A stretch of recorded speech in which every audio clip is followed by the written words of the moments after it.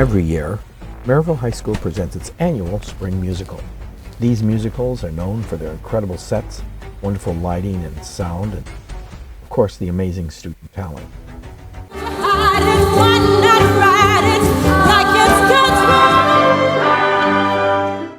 it till the day I die, the music of my soul.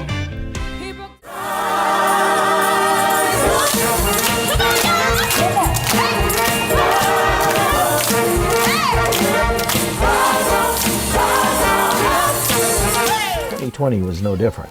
The cast of Little Shop of Horrors had been preparing there for 8 weeks to get their show ready. Like every year, they had a lot of distractions, like the Indiana State Solo and Ensemble Contest. All day long, all day long, all day long.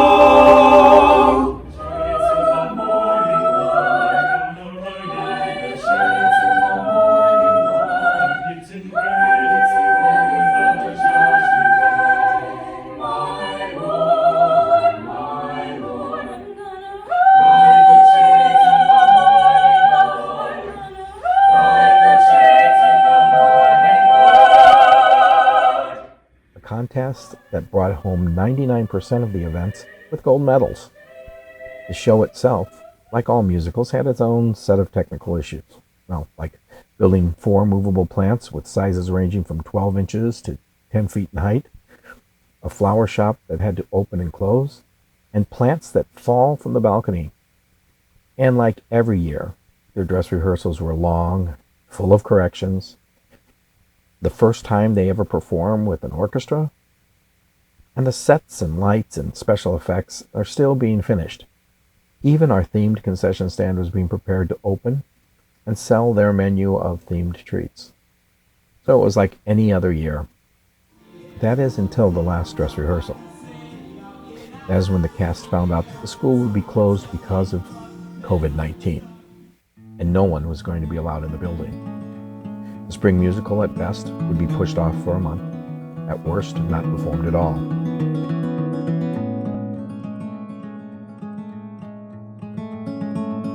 To realize just how amazing this journey was, you have to understand what it takes to put on a musical in normal conditions. It takes 8 to 10 weeks of really hard work. There are rehearsals every day after school for 8 weeks. Those rehearsals include musical rehearsals, and then blocking and dialogue rehearsals, and then choreography. These rehearsals can last anywhere from 3 to 5 hours a night, and then after they get home at 7:30 or 8 o'clock, they have to do their homework. Then they go to bed, and they start this whole process over again. It's a grueling schedule for 8 weeks. In addition, sets, sound, costumes, and lighting have to be designed. Once the designs are finished, they have to be implemented, which is no easy task. Sets and costumes can take hundreds of hours of building. Set construction takes place before and after rehearsals, and every weekend, many times 12 to 16 hours on Saturdays and Sundays. And the entire cast takes part in that. And we haven't even talked about putting together and rehearsing the orchestra, which is rehearsed on evenings after regular cast rehearsals. If you work in a professional theater with a professional production, there is someone who directs the actors. There's someone else who's the director of the orchestra, another person who is a musical director, another vocal coach.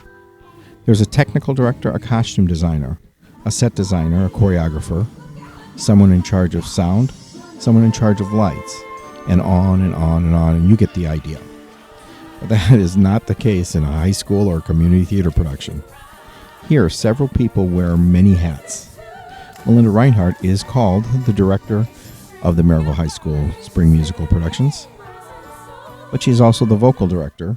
My name is Melinda Reinhardt. I'm the choir director and performing arts department head at Merrillville High School, and I'm also the director of the Spring Musical. As director of the Spring Musical, I'm in charge of all aspects of the show and making sure that we get the entire show put together. And I'm also the scenic artist.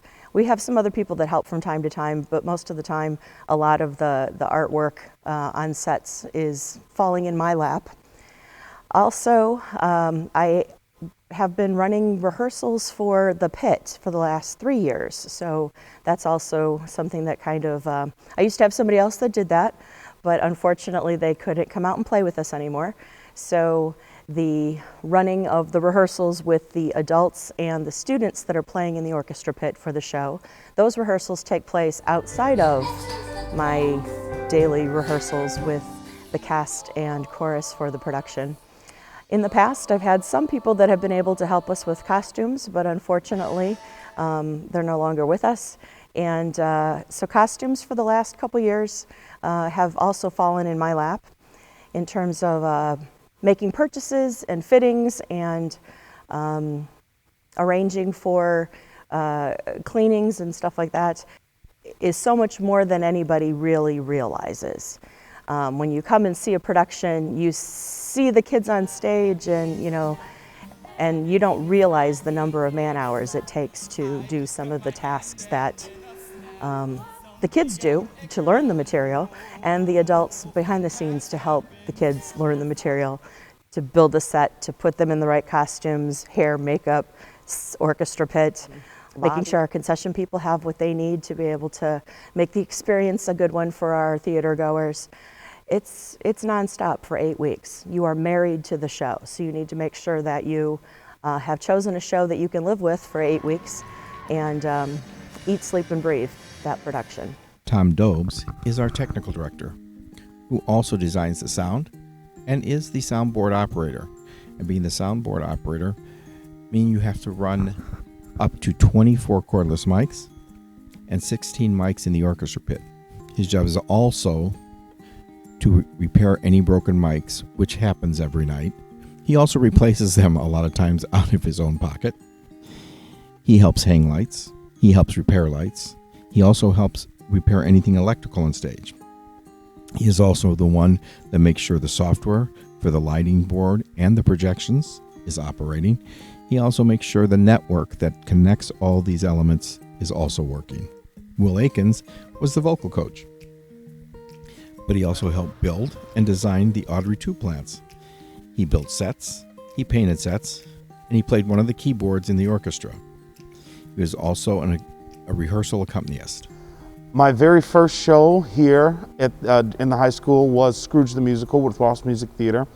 I like life here and now, life and I made a mutual vow. Till I die, life and I will try to be better somehow. And if life... And just watching that process take place, I was always told it was a, smaller version of what would happen. And so when we did my first musical here, that was Phantom of the Opera, I thought that, okay, this is just a big show. That's why it took so long to do all the lights and the sets. I mean, you have rehearsals that go on after school every single day, and then, you have your chorus rehearsals, and then you have your principal rehearsals, and then you have to come out on stage and block it while someone else is in the choir room singing.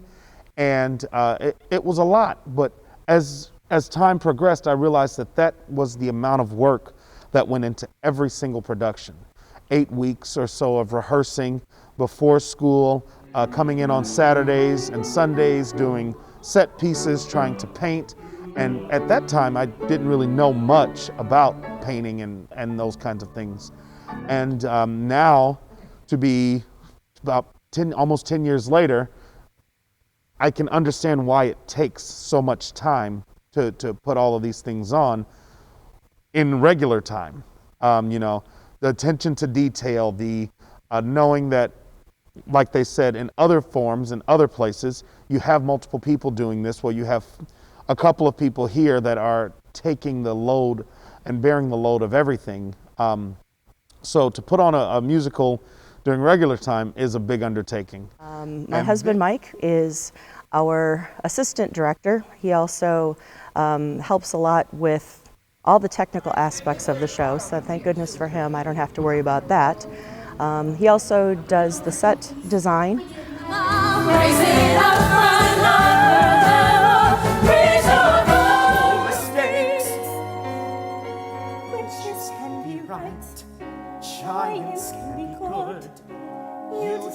That's right.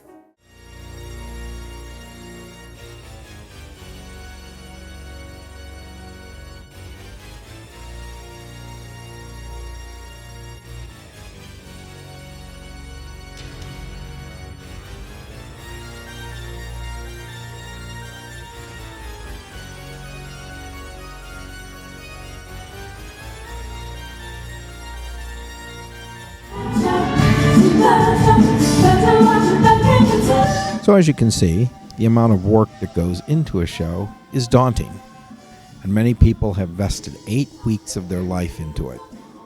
But the payoff is always opening night, the night an audience gets to enjoy all of your hard work.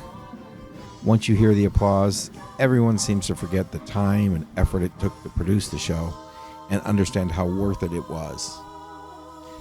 The Little Shop cast was getting ready for their last dress rehearsal on March 12th, so they could open on Friday the 13th. Of all dates. It was at that rehearsal they found out the bad news. On the 12th, the night of our last dress rehearsal, we found out, unfortunately, that the school was going to be closing for 2 weeks, they said.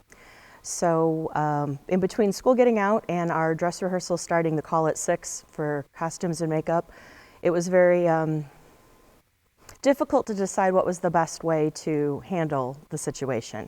Should we go ahead and do our last dress rehearsal for some closure, try to maybe run the show with the full pit, or just pause and wait and see what shakes down in 2 weeks and when we regroup? My soul was crushed when I found out that we might not have a show, especially that hearing it was the day before opening night and it was our tech week. So I was just completely crushed, and I don't know what I felt inside. It was anger, it was like sadness, but it was just, I couldn't let it out. It was just like tears coming down my face, but no emotion. For me, when they closed the school and postponed our production, I was completely devastated. I spent 8 weeks of my life committed to this show, putting everything that I had into it, and then all of a sudden it just gets ripped from you. So it was very devastating to hear that something I put so much work and everyone else has put so much work into is going to be postponed until later. We didn't know when. It was just until something else happened, then we can start production again. Life. Yes, the front of Life magazine. Now that's an honor we so seldom grant. Not me thinking back, because this is literally like the year anniversary, like oh my gosh, it was really stressful, because like I'm over here in the dressing room, you know, getting ready, like saying like this is my last dress rehearsal, tomorrow's the big day, I don't even know how I'm gonna sound. And then I got that remind, because you know, Thespian Troupe sent it out first, and I was like, play canceled, plays postponed. It was really stressful. I was like, dang, not us using 8 weeks, making sure that we got it and staying late after school, and then it's postponed. Not us putting all that hard work and effort for it to be moved. It was really stressful. And then we didn't know when we were coming back. Like, it was crazy, because we really thought we were just gonna, you know, wait a cool 4 weeks. Then they said school canceled. Man, I was in the choir room playing around, and someone walks into the room and they're like, guys, no show. And I wouldn't believe it. I refused to believe it. And I found out we had a cast meeting on stage, and everything was just downhill from there. It was like, I don't know, devastating. It was devastating. Having all of that time and energy just kind of go to waste. You don't get that performance. So I'm really devastated, because we put in a lot of work, and we're a few days away, or like 2 days away, and it was actually spoiled for me. Like before we all had our cast meeting, I got a text that said that the show was canceled. So it was like, oh, we had the cast meeting, I already knew it was coming up, and it was just very sad. And a dryer and an ironing machine in the tract house that we share somewhere that's green. He rakes and trims the grass. He likes to mow. When they they canceled the show, I was really upset. I was really sad. When it first hit, I was actually out getting food, and so I was actually kind of not feeling it. Everyone around me was like crying and stuff, and I was like, we're gonna be fine. And then we got to the theater, and I just like and I just cried because I was looking around at like all of the hard work that we had put into the show, like looking into the pit and everything was set up, and looking on the stage and all of the set, like the whole set was there and all the props were in place and we were getting ready to do the full show run, and I was just looking around at all of that like, wow. And then like looking out into the auditorium, like I'm not even going to be able to perform, and it's, you know, and this is something that we had looked forward to for like 2 or 3 months at that point. So it was really upsetting.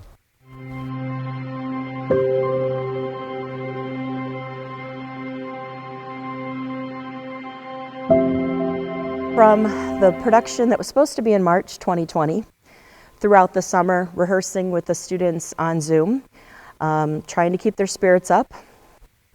They lost their mind when they did that. I'm not gonna lie to you, when they said do it over Zoom, I looked at them and I said, hello? Zoom is a mess for rehearsing, right? I feel like a lot of people know, especially now, that there's a lag when you're on FaceTime, Zoom, anything that, you know, that's like, you know, you're doing a call over the internet. There's a lag, and it's hard to sing and like rehearse in real time when there's a lag, especially when you're singing in harmony. I mean, it's good to go over parts because there was a period of time between like April and May, beginning of June sorta, that I wasn't really doing a lot of singing, or at least a lot of good singing, I should say. And so I definitely needed that one-on-one time with people like Will and Miss Reinhardt to go over my stuff so that I could like actually sing like a normal human being. And because for a minute I thought I couldn't sing because I just wasn't singing for all those months. But it is good for that. But as far as like rehearsing with a cast and the harmonies and when you're doing a duet, it's hard. It's the worst. I think honestly the biggest challenge of having the Zoom rehearsals was that we're rehearsing the music that we already learned and it's over Zoom, so we can't even meet in person. How are we gonna have a show? And that was the big thing. Like there was no hope, like there was no faith for us to have a real show if we're rehearsing over like Zoom. So it was a bad time. It was honestly bad. Bad Wi-Fi.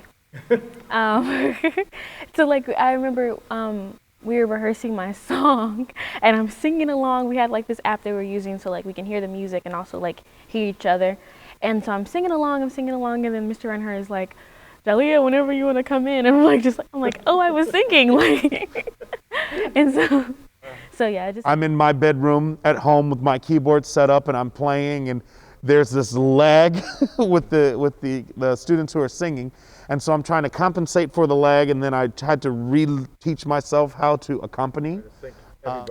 I think we use like 5 different programs, and like everybody's using something different, and like, you know, you're going to be on this app, but they're going to be on that app, and then we're also going to be on Zoom because you want to be able to see, but also make sure you have another device and headphones, and like also have like a spare laptop just in case we have to use another application. Also download Adobe because we need that as well. Upload some files to Dropbox because we don't know what we're gonna do with that. Also, record yourself in your room singing just in case. Just in case. Also, wash your hands and wear a mask. It's a lot.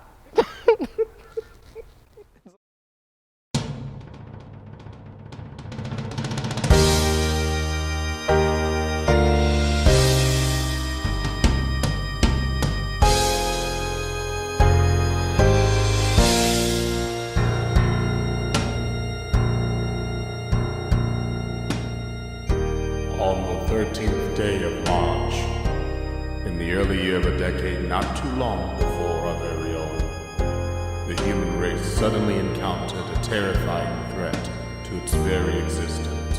And though this enemy surfaced, it can be defeated by doing one simple thing.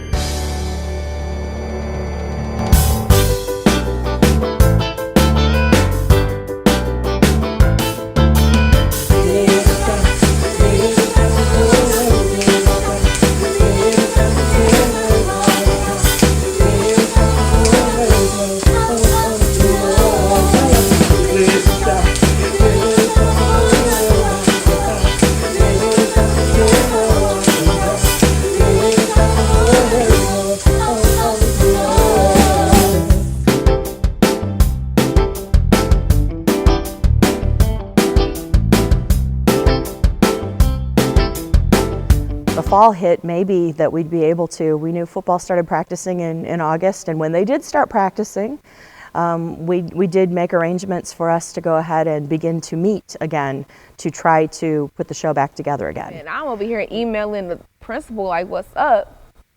Finally get a response. I'm like, okay, because the athletic teams was already practicing, and we like, where is us? So yeah, that was kind of hard part because like we trying to get rehearsals in, so when we are able to do the play, we could do it, and it's gonna actually be good. Oh, I was very nervous coming back into the auditorium. It was just like, you don't know what's gonna happen, especially now that there's a pandemic that not a lot of people really know much about. So coming back and trying to put on a show, we don't know a lot of things, like if you're going to be able to do it at all, if anybody's going to show up. So it's just nerves everywhere. The first time I stepped into the auditorium, it was just like a breath of fresh air. Like, my life has been here for almost 5 years now, so having that ripped away from me for so long was very disheartening. So being able to come back, finally join with my friends, socially distanced with masks on, but being able to be back, being in my moment here was everything I could ask for. For me, it felt like, for me not being in the auditorium for a long time, after being in the auditorium a lot, it felt like I came back and it felt nostalgic to me for some odd reason. It's just like being in the theater presence, it just hit you different more than, oh, I just came back to this place I don't like. You know, it's like a place you loved and you love to come back to it every time because you get that same feeling. It was weird because you got to see like the sets that we were working on, but also like kind of like surreal. Like, I can't believe we didn't do this show. Like, it felt like it should have already been over. Like, we should have already done it, but no, we never got the chance. It felt two ways for me. It felt kind of weird because we came in, we were like shielded and we had masks on and it was like very hazmat. But also it felt really, really great because it just felt like home. You know, it felt right again. You know, things kind of started to feel normal again once we started to come back into the theater and starting to actually see people, even if it was from a distance. I loved it. Mask, shield, hazmat suit, I don't care. I loved every minute of it just because it just felt right, because the months prior just felt so out of the ordinary and so just weird. So it felt right to just come back and be with people and make music again. It just felt amazing.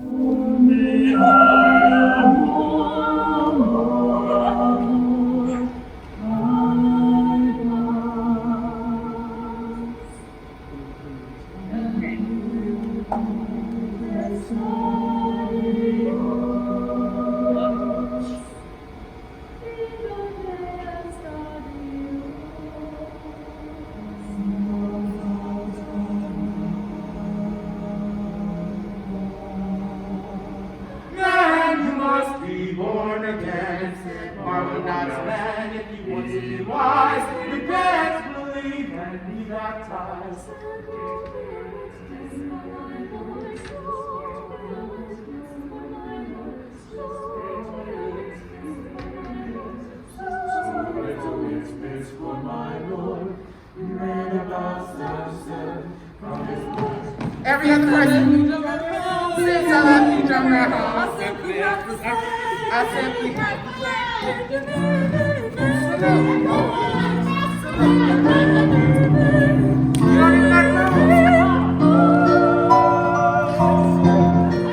Producing a musical post-COVID, or at least in the middle of COVID, has offered a whole bunch of other challenges. The biggest is keeping everybody safe and healthy, and the temperature checks, the wearing of masks and shields to be able to help protect them.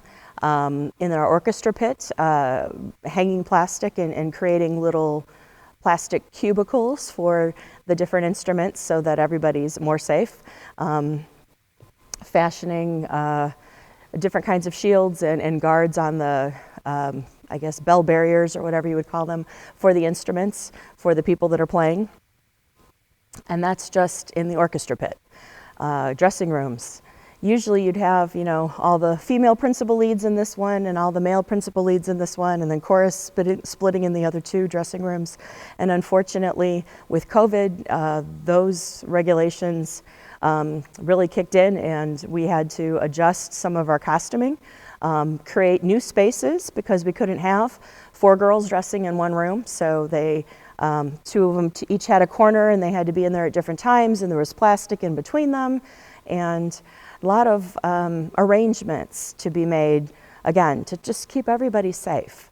When the parents allowed their students to come in to be part of our production, it was a gentleman's agreement that we were all going to follow the rules and make sure that everybody stays safe. That included their life outside of the theater, and making sure that they were being responsible and wearing their masks when they were supposed to, and socially distancing as appropriate to make sure that they stayed healthy and that they're not bringing anything to the other performers that are within our group. After that, you come back in and you've been gone for 5 months, and it was just kind of like walking back into it for the very first time. Everything was exactly how we left it. It was almost surreal, but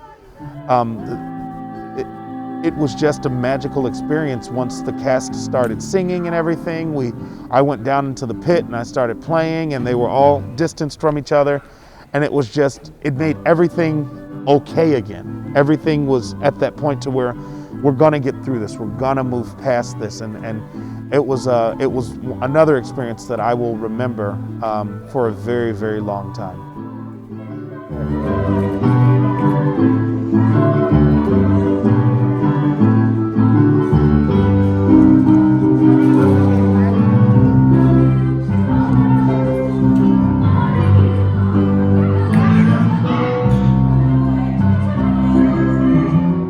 We lost a great deal of our chorus. There were several people whose parents told them that they were not comfortable with them no matter what arrangements we did for safety.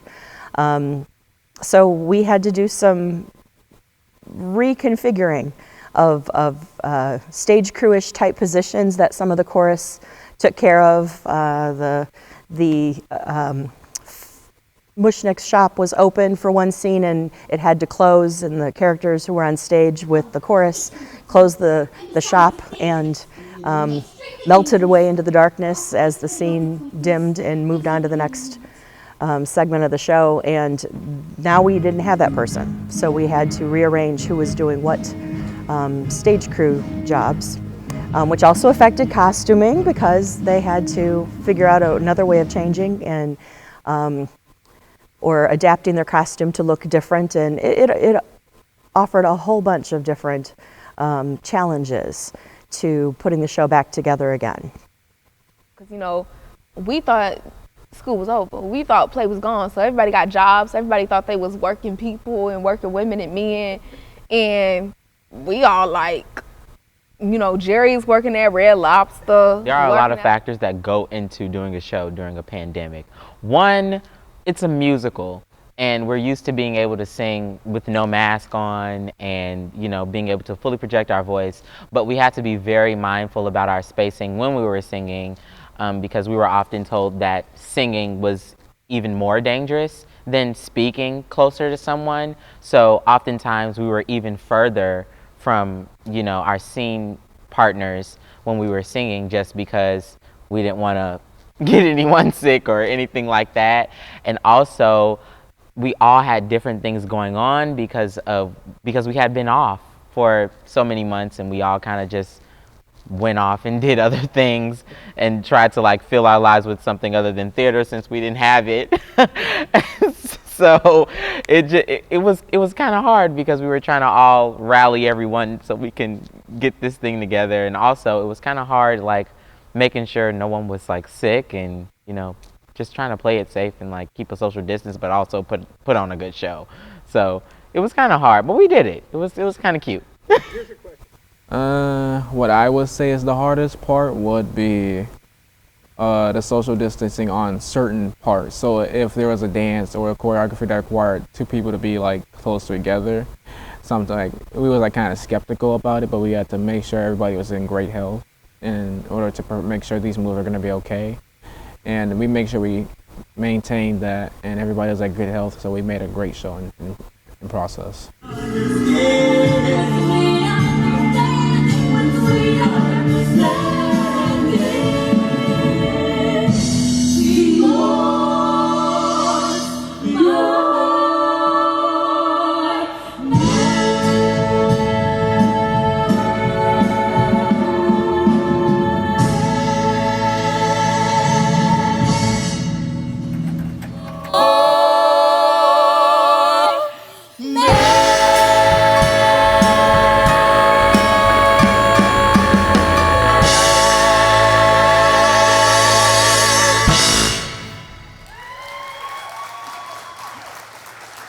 The hardest part for the show, at least for me, was being stage manager. You have to make sure everyone's props is theirs. No one's allowed to touch anything. If they have it, it's theirs. So I was always having to yell at cast members saying, you can't mess with that, or hey, this is theirs, don't touch it. And I have to disinfect everything. So trying to keep everything very socially distanced. And the hardest part was maintaining a job. That was the hardest part, a job and transportation. Because when everything in March, when COVID hit, nobody really had jobs. Everybody was mostly free most of the time. And then over the course of the summer, we pretty much all got jobs. So coming back to do the show, like we got to plan out the timing, and it was really hard to do. So that was really the hardest part. No security. Like never sure if we're gonna actually be able to put it on or when. If someone's gonna get sick, if it'll get canceled. Just kind of like a guessing game. You just have to wait it out. The hardest part of doing a musical during the pandemic, as a teacher, as a mom, and a mom to many of these kids, is just to make sure that I'm keeping everybody safe. Doing the research all summer long and listening to the scientists and what they're saying about the pandemic and the best way to keep people safe, and applying that to everything that we do. My husband and I do a summer theater. His father started it in 1964. But this summer, obviously, summer 2020, we were dark because the pandemic was still going on. But we did have an opportunity to do a small theater camp with some students. Most of the work was done almost by appointment, where one family would come in, they would rehearse their work, and then they would leave. We'd clean the place, air purifiers, everybody's masked, hand sanitizing everywhere, and then the next group would come in and we'd have the next rehearsal, which incredibly long days, but we did a lot of experimenting with, or putting to use is a better way of saying it, some of the research that we had found between the air purifiers and the masks. My husband built 3-sided plastic shields to be able to have the singers stand behind with a air purifier at their feet. So when they were getting their voice lessons or working on their repertoire, they were safe and the accompanist was safe and everybody else in the room was away and safe. And the room was getting cleaned in between the groups coming in. The biggest thing, like I said, is making sure that everybody stayed safe. You don't want to reboot the show. The trick was to convince administration and to convince the Lake County Board of Health that it was safe. So now the next problem was to write up our plan and have a safe audience, because we had everything else figured out for, like I said, the orchestra pit to keep them safe, the kids backstage, wiping down props in between scenes, hand sanitizer in parts of the set to be able to make sure the kids could sanitize whenever they had to, even change some of the lines a little bit to be able to make a joke about a pandemic going on here on Skid Row. So for the kids that did wear shields or masks for certain scenes, that it kind of fit into the theme of the show and the audience understanding that this was the COVID edition of Little Shop of Horrors. You know, another time to do the show was kind of like a do-over. We got to fix a lot of things that weren't very good. Okay, I'll tell you, in the show, I have an accent, okay? And when I tell you this accent was so bad, okay? We have watched it, and then after we found out that we couldn't have the show, I kind of had a sense of relief, like, okay, I can kind of start to perfect this more so that way I don't embarrass myself when we actually perform. So that was somewhat of an upside to it, but then again, when we finally got back here, all of our voices were like shot because we hadn't sang in so long, and so we all got in here and we were thinking, oh, it's time to go, when we start warming up, and it wasn't it, but in the end we pulled. See you climbing up my family tree. I used to think you left the stench, but now I see that you're a man, so I'm proposing be my son. Moshnik and son, sounds great. 3 words with the ring of fate. So sail and cooperate with me. A flawless dream. The biggest difference will be cast. The cast was already small, but after COVID hit, it got even smaller. Everybody who was in the show that were still at school, they left, went to college, or they just couldn't do it because of health reasons. So the entire cast was even smaller, and we had to fill in some parts with different people. That's how I ended up playing 4 characters. So that was probably the biggest difference, and just the environment of having to come back and rehearse with mask on, it's just not the same. Yeah, I just feel like that was the difference. Like I don't think we were as prepared. Like it didn't feel like I don't know, like the last year was like the first time, like I think it didn't feel like a real show, because it didn't feel like a real show was happening. Like March 12th, it didn't feel like we was finna put on the show. Like I'm still thinking, it's a dress rehearsal, people just gonna come. But it was the first time that it didn't feel like one. And then I feel like October, like even though we've had sporadic practices here and there, like I felt like it was more better prepared. Like, I mean, look, I'll tell you this, the first show, the orchestra got their stuff, they had it together. The first show, they still had it together. The next time, they had it together still. They had it together the whole time. Period. Y'all really did y'all stuff. Shout out to the orchestra bit. But fun fact, I really, really, really liked the post-COVID show. I felt like we were way more prepared. Not that we weren't prepared before. I just feel like some of the spots that we kind of were just like, it'll be fine, it'll come together. We kind of got more time to really, really work those things, especially because toward the beginning we were doing kind of shorter rehearsals. So we really worked vocals and really made sure that those harmonies were there, especially with the 3 girls, and making sure that me and Jalea were good on our scenes. I feel like the post-COVID show was the best show, but I also really liked the pre-COVID show. I love Little Shop, so don't ask me. Opening night had finally arrived, and even with all the changes that had to be made, the show went off without a hitch. While the audience wasn't big, it was loud and exciting. They had done it. Little Shop was going to get its long overdue run. Or was it?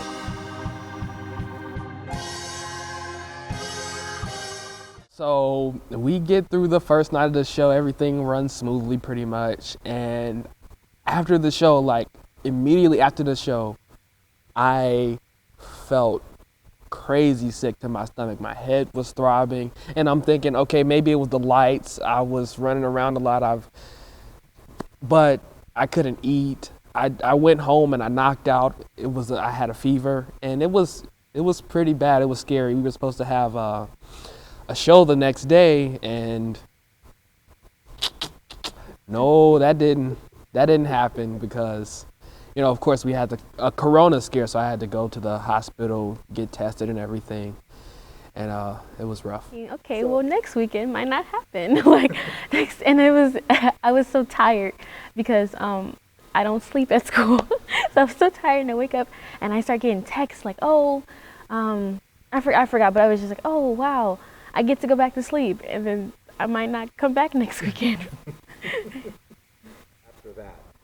Well, after he got sick, I was just like pondering. I was like, what's gonna happen? Is that our one and done, or are we gonna find somebody else to replace him, or is he gonna be fine? So I didn't know what was gonna happen. It was kind of like the same feeling, but way worse, because it's like everything stopped at that moment, and I didn't know what to think. When we had a cast member get sick, I was very scared, especially for it being a lead role. I was like, we don't have anyone. We don't have someone to back them up. If this person does this, then we don't have this role. And everything got very scary there for a second. But the fact that we had other people that were willing to step up and take that role showed how much that we show professionalism in our shows, and that anyone can do anything in like a click of a second. I was kind of nervous. I was like, man, we just did one show. Oh, I want to do at least a couple more. I didn't want to do no one and done. I was trying to get a couple in. I mean, I got some more vocal runs in me. To cancel our very second show. This is the second show.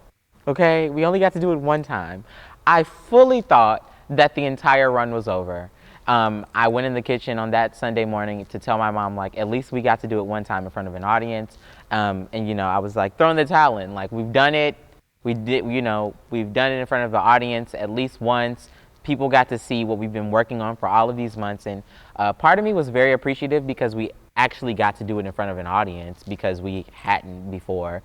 But also, I was kind of sad because it was like we worked and waited all of these months and tried to overcome all of these obstacles, even doing rehearsals over Zoom at times and using other apps to like try to sync our voices up. And we had done all of these things and waited all these months and overcame all these obstacles to do it one night in front of an audience. And a part of me was crushed, but at the same time it's like, at least we got to do it, because a lot of people aren't even doing anything.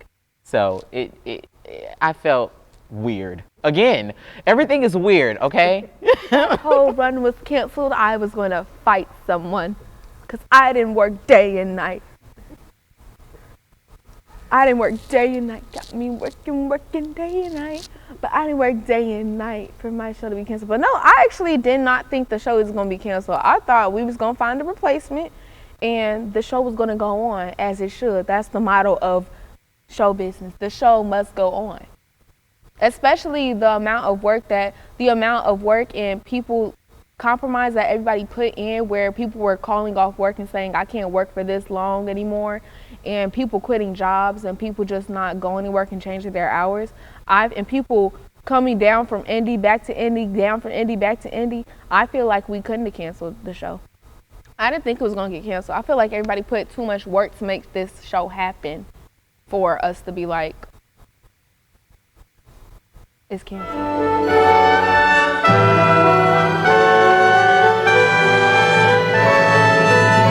No pain could be deeper. So Melinda had to find an understudy fast. So she guilted her son Jacob into learning the part of Mr. Mushnick in 2 days. After all, Jacob is no stranger to the stage. He performed all through high school and through all 4 years of college. He played Phantom in Phantom of the Opera and Frollo in The Hunchback of Notre Dame.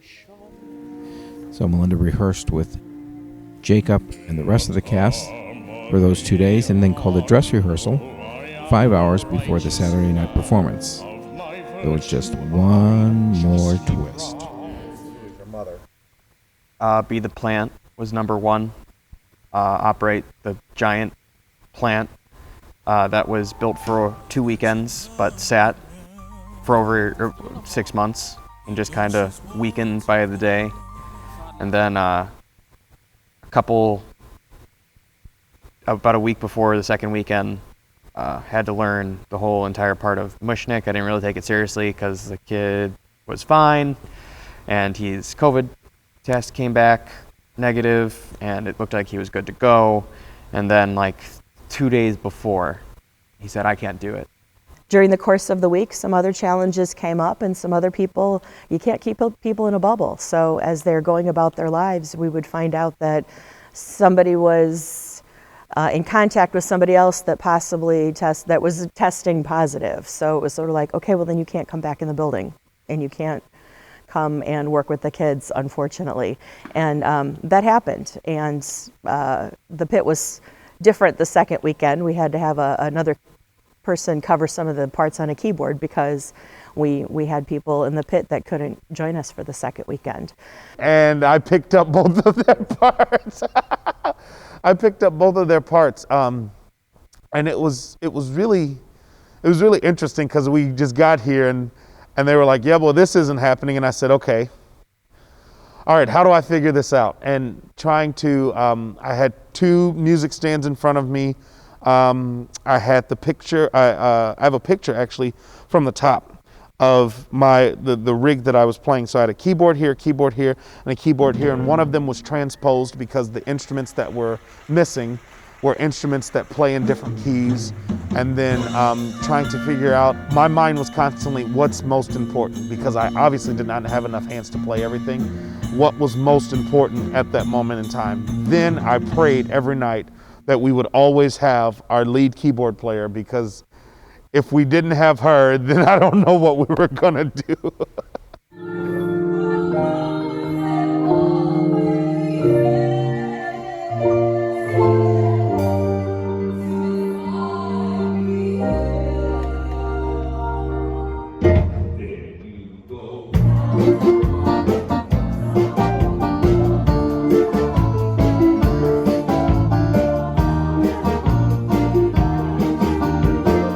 I learned the part of Mushnik in 2 days while doing everything else I was doing.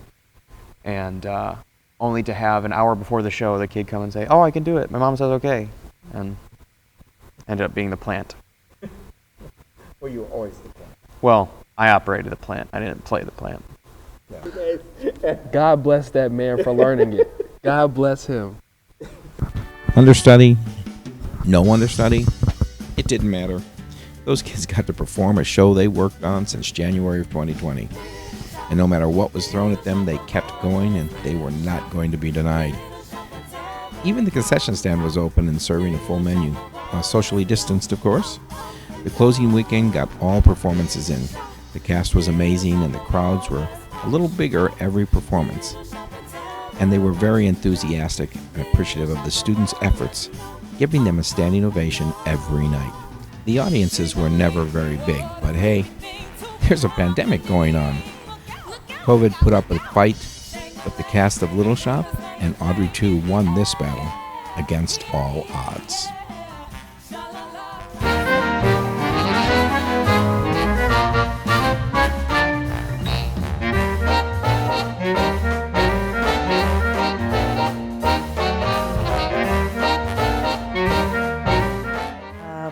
I just want to do a shout out to Music Theater International. That is the company that rents the materials for Little Shop of Horrors. When we got that initial call that we had to postpone our show, they were so wonderful. And you know, usually you have to send all the materials back by a certain date and everything, and they totally put a pause on everything on our contract. And when we thought we were doing it in April of 2020, after those 3 weeks of being out, they very graciously rewrote our contract and allowed us to go ahead and plan for the altered dates. And then as that didn't happen and we pushed and pushed, they just kind of put an open-ended note on our contract to allow us to, whenever we got a chance to be able to put it together, to finally go ahead and let the kids perform. So shout out to MTI, thank you so much, our rep Sharon, and the work that they did to make sure that, you know, the theater can still happen when it was safe for everyone to be able to come back. So thanks to MTI, and we appreciate their flexibility and their grace and allowing our kids to perform.